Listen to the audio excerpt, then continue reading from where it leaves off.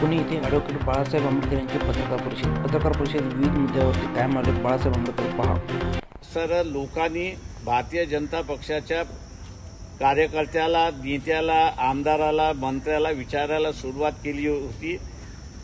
धार्मिक दृष्टिकोनातून असणारा भारतीय जनता पक्ष सगळा प्रचार करत असतो, तो बाजूला ठेवून आपण असणारा हा जगण्या मरण्याचा प्रश्न जो आलेला आहे तो मला वाटतं महत्त्वाचा आहे. कारण काय आहे की गॅस आणि पेट्रोल आणि डिझेल आणि खत याचा भाव आकाशाला भिडणार आहे अशी परिस्थिती आहे. आणि हे सगळं एकाच व्यक्तीचं काम आहे असं मी त्या ठिकाणी मानतोय, आणि ते म्हणजे नरेंद्र मोदी. सोनं खरेदी नका, याचा अर्थ तुम्ही असणारा महिलांना असं म्हणताय की लग्नामध्ये मंगळसूत्र घालू नका, परंतु आडलंय मोदी आडलेलं आहे. जे न्यूट्रल आपलं धोरण होतं ते न्यूट्रल धोरण संपून त्यांनी असणारं प्रो इस्रायल हे जे धोरण घेतलेलं आहे, या प्रो इस्रायलमुळे शिप्स आपल्याकडच्या गेलेल्या तेलाने भरलेल्या आहेत, गॅस ते सुद्धा भरलेले आहे, फर्टिलायझर ते सुद्धा भरलेले आहे, सल्फर लागतं आपल्या इथं तेही भरलेले आहेत. एवढंच आहे की त्यांनी होल्डवरती ठेवलेलं आहे. काका आजही ट्रम्प असा म्हणतो 24 तासात ह्याला मी उद्ध्वस्त करू शकतो. तर देशाला महत्त्व द्यायचं की मोदीला महत्त्व द्यायचं हे लोकांनी ठरवलं पाहिजे. संघाला खड्ड्यात जायचं असेल तर जाईल. इटलीमध्ये 2 संघटना आहेत, त्या पोर्ट्समध्ये त्या पोर्टवरती काम करतात. त्यांचं नाव जे आहे ते बॉयकॉट, डिसइन्व्हेस्ट अँड सप्लाय असं त्यांचं असणारं नाव, BDS असं शॉर्ट फॉर्ममध्ये म्हणतात. ही एक मुवमेंट आहे. आणि दुसरी जी आहे ती no harbour for genocide, NHB. या दोन्हीही संघटना पॅलेस्टाईनमध्ये हल्ले चाललेले आहेत ते इस्रायलकडून चाललेले आहेत, आणि म्हणून इस्रायलला कुठलंही हत्यार किंवा मिलिटरी ग्रेडेड मटेरियल हे जाऊ नये याचं असणारं ते त्या ठिकाणी लक्ष देतात. या 2 संघटनेच्या लक्षात आलंय की भारत प्रचंड मोठ्या प्रमाणात इस्रायलला मिलिटरी ग्रेडेड स्टील हे सप्लाय करत आहे. त्यांनी त्यांच्या रिपोर्टमध्ये सप्लाय करणारी कंपनी जी आहे ती Lakshmi organic industries limited, Maharashtra, Aurangabad, Jalna असं त्यांनी तिचं नमूद केलेलं आहे. या कंपनीच्या माध्यमातून 4 शिपमेंट्स गेलेल्या आहेत, त्या इटलीमध्ये पकडण्यात आलेल्या आहेत, आणि इटलीचे गव्हर्नमेंट ते सोडत नाहीत अशी असणारी परिस्थिती आहे. आंतरराष्ट्रीय दृष्टीने हे भारताला अत्यंत घातक आहे. पंतप्रधानांनी चुकीचं केलेलं आहे. ते लपवण्यासाठी त्यांनी एक स्मोक स्क्रीन तयार केला की मी हॉलंडला चाललोय, नॉर्वेला चाललोय, आणि येता येता मी इटलीला जाणार असं त्यांनी जो स्मोक स्क्रीन केला, त्याचा खरा अर्थ त्यांना इटलीला जायचं होतं. 2 मुद्दे होते. एक जसं मी म्हणालो की ह्या ज्या बोटी पकडण्यात आलेल्या आहेत, ज्या बोटी सोडवूयात याची त्यांची असणारी मागणी आहे. आणि दुसरं जे आहे ते याच लक्ष्मीच्या एका सबसिडरी कंपनीने फॉर एव्हर केमिकल नावाचं असणारं केमिकल तयार केलं. त्याची फॅक्टरी त्यांनी इटलीमध्ये उभी केली, आणि ही उभी केल्यानंतर इटलीमध्ये त्या सगळ्या मालकांना असणारा जेल झालेली आहे. हीच फॅक्टरी लक्ष्मी इंडस्ट्रीजने विकत घेऊन रत्नागिरीमध्ये उभं करतात आहेत अशी परिस्थिती आहे. त्याचे कोर्टाचे केस पेपर्स मिळू नये ही विनंती असणारा आपले प्राईम मिनिस्टर इटलीच्या प्राईम मिनिस्टरला करत होते अशी असणारी परिस्थिती आहे. त्याच्यामुळे एका दृष्टीने असणारं ज्याला म्हणता येईल की भीक मागू कार्यक्रम असा असणारा पंतप्रधानाचा हा दौरा होता की ज्या बोटी आहेत त्याची तुम्ही माहिती रिलीज करू नका, आणि दुसरं ही जी फॅक्टरी विकत घेतलेली आहे याचं ज्या इटलीच्या कोर्टामध्ये केस चालली आणि त्यांना असणारा जन्मठेप झालेला आहे, त्यांचे कुठलेही पेपर्स मिळू नये अशी असणारी परिस्थिती आहे. हा दौरा भारताच्या हिताचा आहे असं मी त्या ठिकाणी मानत नाही, परंतु जगामध्ये या दोन ऑर्गनायझेशननी ही बातमी पसरलेली आहे. फक्त भारतातल्या वर्तमानपत्रामध्ये ह्या बातम्या आलेल्या नाहीत, दुःखाने आणि खेदाने त्या ठिकाणी म्हणावं लागतंय. इंटरनॅशनल सगळ्या ह्याच्यावरती आहे. भारताला आता असणारं जे क्रूड ऑइल यायला पाहिजे होतं त्याच्याच बरोबर असणारं LNG यायला पाहिजे होती. वॉर चालू असताना व्यवस्थित येत होतं, पण वॉर संपता तुटवडा आपल्याला असताना भारतामध्ये दिसायला लागलाय. याचं कारण की नरेंद्र मोदीच त्याला जबाबदार आहेत हे आपण लक्षात घ्या. एस्टीम फाईलमध्ये नाव आल्यानंतर ते विचित्र वागायला लागलेत अशी परिस्थिती आहे. मिलिटरी ग्रेडेड मटेरियल भारताकडून इस्रायलला पोचवणं हे अमेरिकेला चांगलं वाटलं असेल, पण जिथून आपल्याला गॅस येतो आणि जिथून आपल्याला तेल येतो त्या देशांकडून असणारा नाराजी व्यक्त झाली आणि ती नाराजी आपल्याला दिसते की त्यांनी जहाजं भरलेली आहेत पण सोडलेली नाहीत अशी असणारी परिस्थिती आहे. फर्टिलायझर सुद्धा भरलेलं आहे, सल्फर सुद्धा भरलेलं आहे, पण ते जहाजं सोडत नाही अशी असणारी परिस्थिती आहे. तिथल्या सरकारला माहिती आहे की भारतीय जनता ही पॅलेस्टाईन आणि इराण बरोबर आहे, सरकार फक्त असणारं इस्रायल बरोबर आहे अशी असणारी परिस्थिती आहे. त्याच्यामुळे असणारं लोकांनी भारतीय जनता पक्षाच्या कार्यकर्त्याला, नेत्याला, आमदाराला, मंत्र्याला विचारायला सुरुवात केली होती की बा आपण दोन्हीही देश सामंजस्याने राहिलं पाहिजे, ही भूमिका आपण घेतली होती. आपण पॅलेस्टाईनच्या बाजूने उभं राहिलो होतो. अचानकपणे असणारं परदेशी धोरण बदलून आपण पूर्णपणे इस्रायलच्या बाजूने झुकलेलो आहोत.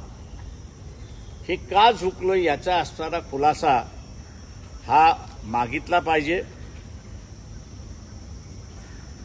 धार्मिक दृष्टिकोनातून असणारा भारतीय जनता पक्ष सगळा प्रचार करत असतो, तो बाजूला ठेवून आपण असणारा हा जगण्या मरण्याचा प्रश्न जो आलेला आहे तो मला वाटतं महत्वाचा आहे. कारण का आज रशिया सुद्धा असेल आपल्याला असणारा मदत करायला तयार नाही आहे. चीन याचं सुद्धा असणारा प्रेशर टाकायला भारतावरती सुरुवात करायला लागलेली आहे. तेव्हा चारही बाजूनी आपण असणारा घेरला जातो अशी परिस्थिती आहे. तेव्हा हे धोरण का बदललं आणि चोरी छुपे तुम्ही असणारा इस्रायलला मिलिटरी ग्रेडेड स्टील का प्रोव्हाइड करताय हा विचारलं पाहिजे असं माझं सर्व भारतीयांना आव्हान आहे. राजकीय पक्ष इथले असणारे सुद्धा विचारतील असं मी अपेक्षा त्या ठिकाणी धरतो. दुर्दैवाने आणि खेदाने मला म्हणावं लागतं, जे काम इथल्या विरोधी पक्ष नेत्याचं असलं पाहिजे ते दुर्दैवाने विरोधी पक्ष नेता आहे ते करतच नाही आहे. इटलीच्या वर्तमानपत्रामध्ये आलेलं आहे, म्हणजे विरोधी पक्षाच्या नेत्याच्या आजी आज्याच्या घरातून असणारं सगळं माहिती आलेली आहे आणि जगाला पुरवल्या जाते.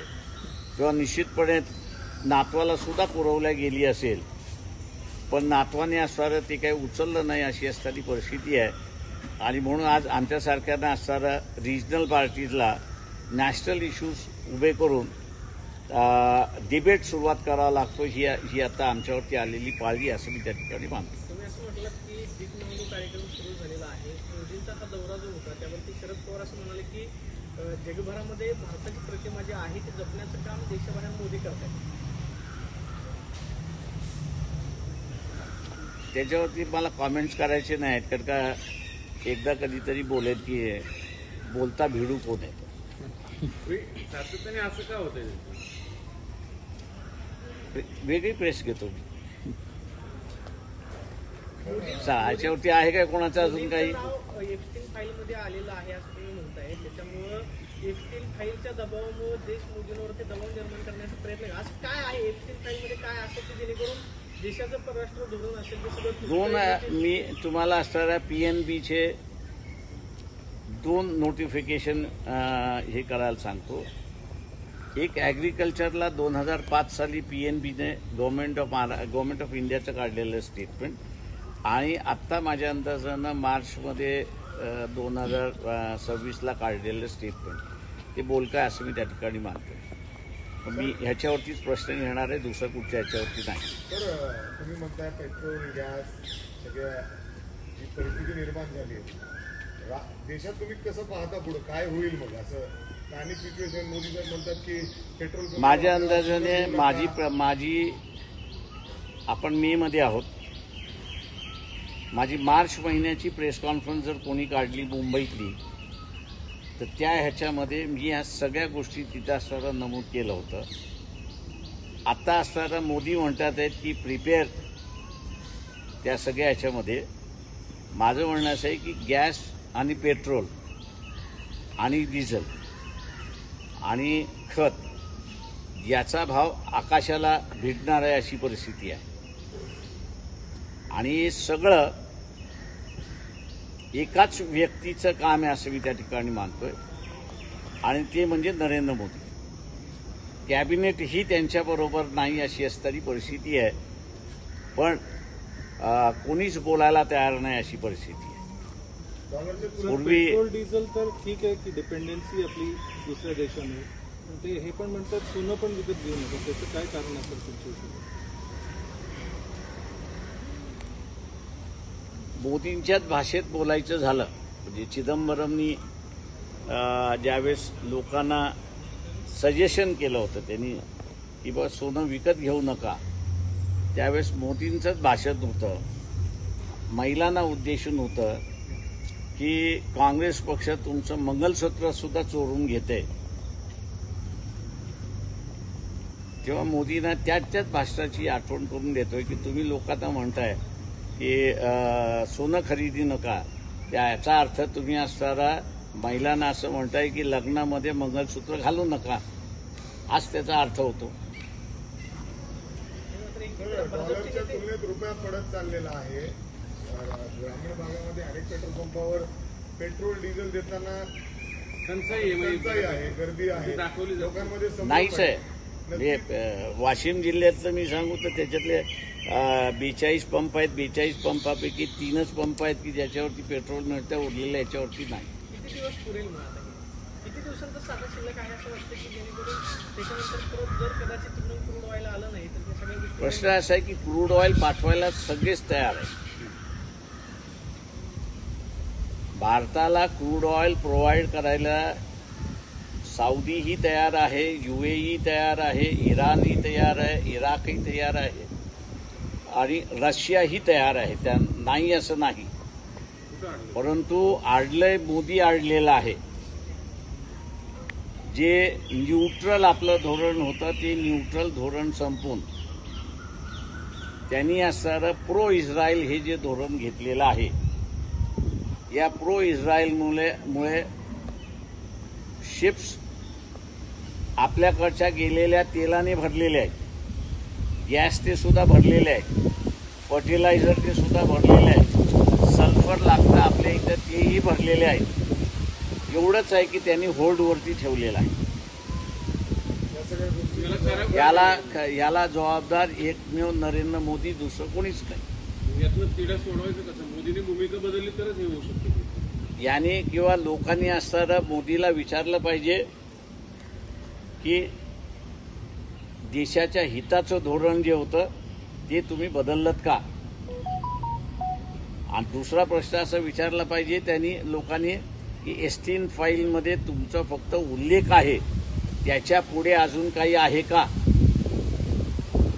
का आजही ट्रम्प असा म्हणतो 24 तासात ह्याला मी उद्ध्वस्त करू शकतो. तेव्हा मोदीना 4 दिवसापूर्वीचं स्टेटमेंट आहे, त्याच्यामुळे असणारा एस्टीम रेकॉर्ड सगळा अमेरिकेकडे आहे.